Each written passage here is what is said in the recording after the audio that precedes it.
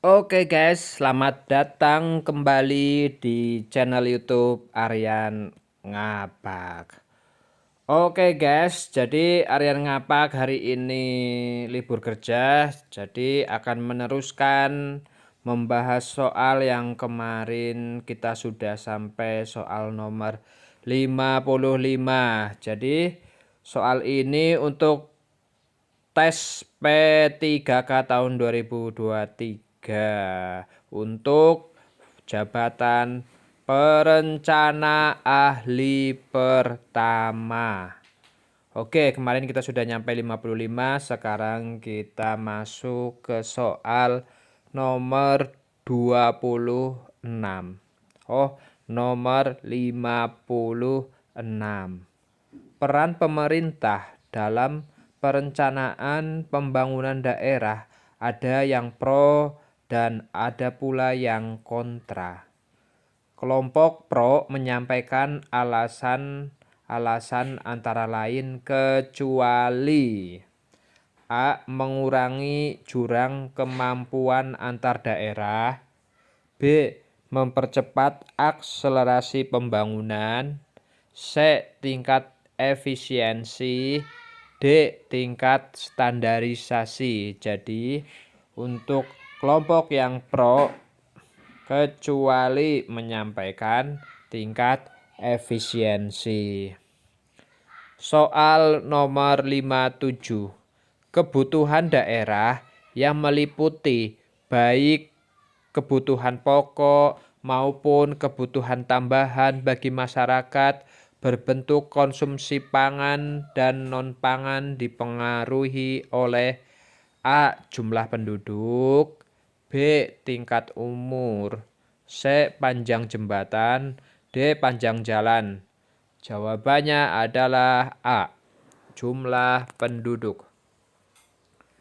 Struktur tata ruang mengacu kepada kita masuk soal 58 ini guys.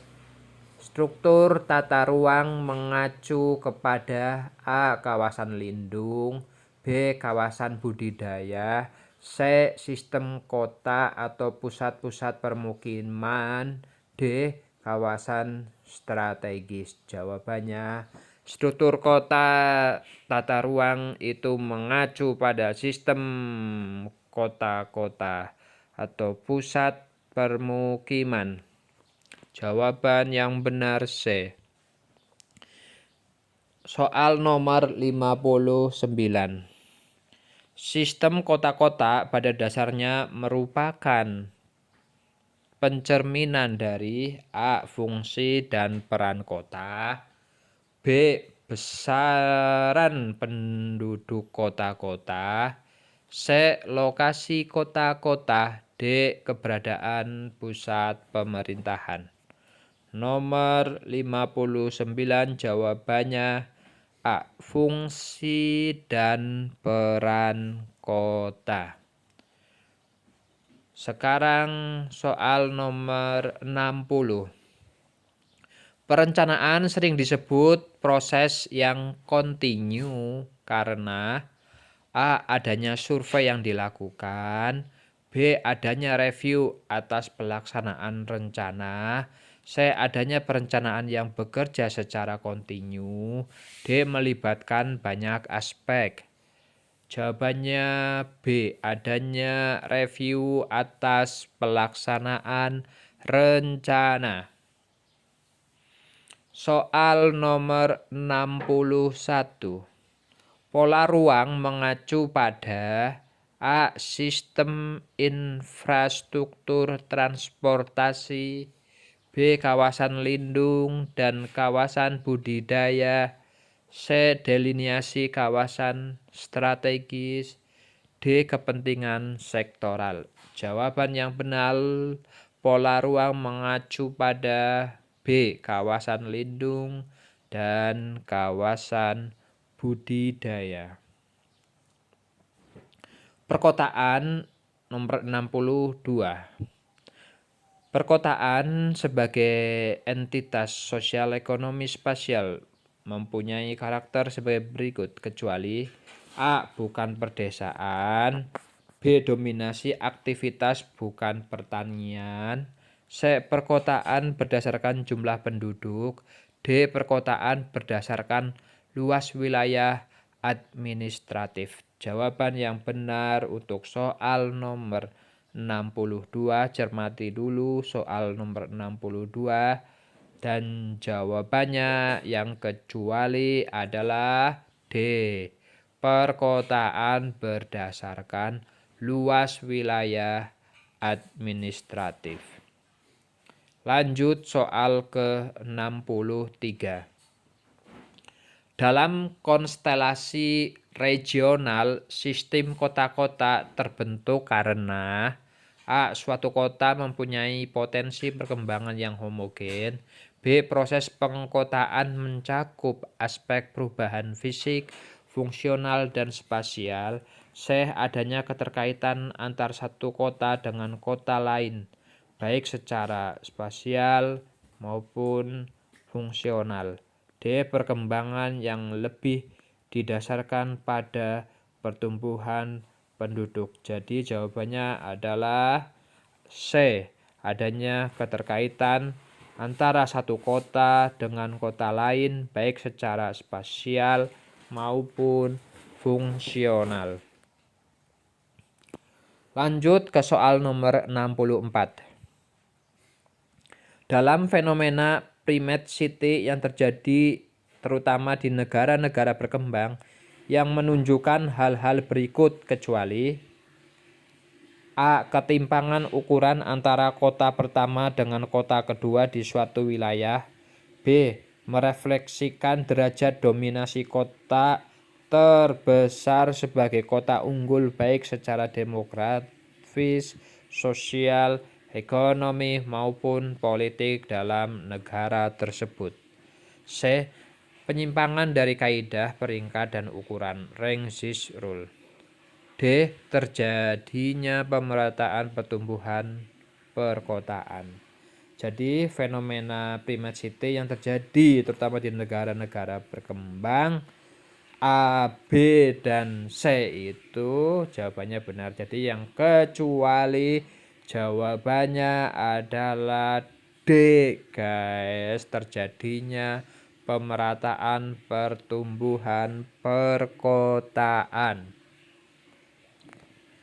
Baik, lanjut ke soal nomor 65.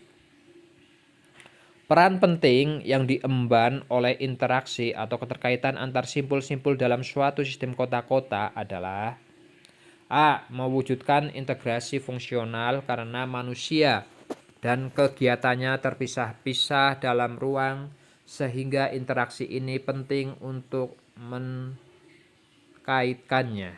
B. Menghilangkan diferensiasi dan spesialisasi dalam sistem kota-kota. D. C. Sebagai wahana untuk pengendalian kegiatan dalam ruang. D. Memfasilitasi serta menyalurkan perubahan-perubahan dari satu simpul ke simpul lainnya dalam sistem. Jadi jawabannya peran penting yang diemban oleh interaksi antar simpul-simpul dalam suatu sistem kota-kota adalah A. Mewujudkan integrasi fungsional karena manusia dan kegiatannya terpisah-pisah dalam ruang sehingga interaksi ini penting untuk menterkaitkannya. Oke, kita lanjut ke soal nomor 66. Sasaran pembangunan perkotaan nasional adalah sebagai berikut kecuali A. Terwujudnya kota kecil dan menengah yang dapat menjadi pusat pertumbuhan ekonomi regional. B. Terwujudnya pembangunan perkotaan yang mempunyai fungsi khusus. C. Terwujudnya kota besar yang dapat menjadi pusat pertumbuhan nasional. D. Terwujudnya kawasan perkotaan atau kota metropolitan yang mampu bersaing di tingkat internasional. Jadi, jawaban sasaran pembangunan perkotaan nasional kecuali B. Terwujudnya pembangunan perkotaan yang mempunyai fungsi khusus. Kalau option nomor A, B, A, C, D itu merupakan sasaran pembangunan perkotaan nasional. Oke, kita lanjut satu lagi. Soal nomor 67. Jenis kemiskinan yang termasuk ke dalam kemiskinan dilihat dari perspektif geopolitik adalah kemiskinan dari perspektif geopolitik. A. Miskin kronis vs miskin sementara. B. Kemiskinan dalam lingkup lokal vs global. C. Keterisolasian vs keterbelakangan. D. Miskin atas kebutuhan dasar vs miskin akan kebutuhan aktualisasi. Jadi jawaban yang benar adalah C. Keterisolasian dan keterbelakangan.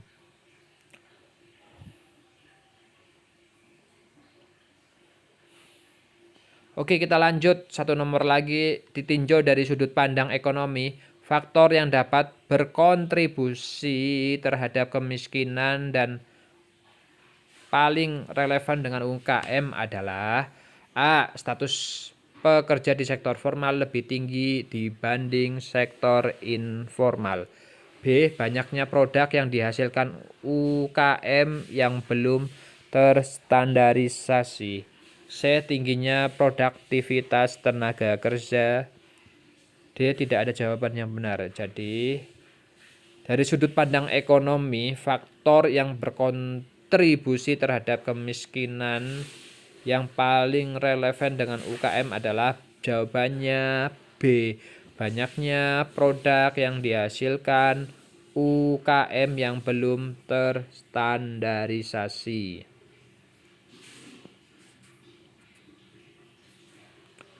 Oke guys, demikian pembahasan sedikit soal meneruskan dari kemarin. Semoga informasi saya bermanfaat, semoga kalian lulus P3K tahun ini, amin. Jangan lupa subscribe, like, dan komen channel YouTube Aryan Ngapak. Terima kasih.